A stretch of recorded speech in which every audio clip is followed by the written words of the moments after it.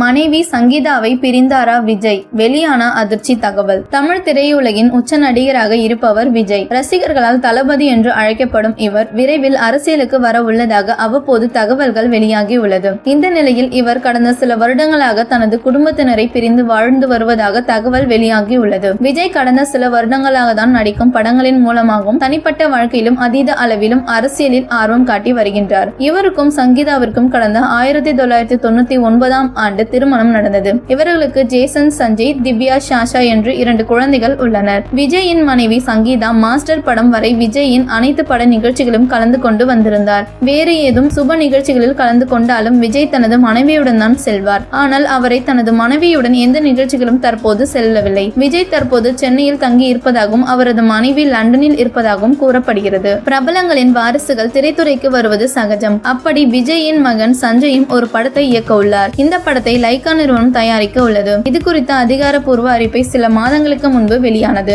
இந்த விஷயத்தில் அவருக்கும் விஜய்க்கும் உதவியே செய்யவில்லை என்று கூறப்படுகிறது. இறுதியில் சஞ்சயின் தாய் சங்கீதா தான் உதவி செய்ததாக தகவல் பரவியது. விஜயும் சங்கீதாவும் விவாகரத்து பெற்றுக் கொண்டதாகவும் சங்கீதா அதனால் தான் லண்டனில் செட்டில் ஆகிவிட்டதாகவும் தகவல் வெளியாகி வருகிறது. இந்த தகவலை ஒரு மூத்த பத்திரிகையாளர் பல யூடியூப் சேனலிலும் பேசியுள்ளார். மேலும் இவர்களின் பிரிவிற்கு காரணம் விஜய் அரசியலுக்கு வர இருப்பதுதான் என்றும் தகவல் வெளியாகி வருகிறது. விஜயின் மகனும் அவரது மனைவியும் அவரை அரசியலுக்கு வர வேண்டாம் என்று கூறியதாகவும் அதை மீறி விஜய் அரசியலுக்கு வருவதுதான் இந்த பிரிவின் காரணம் என்றும் கூறப்படுகிறது. ஆனால் இது குறித்த அதிகார தகவல் எதுவும் இதுவரை வெளியாகவில்லை.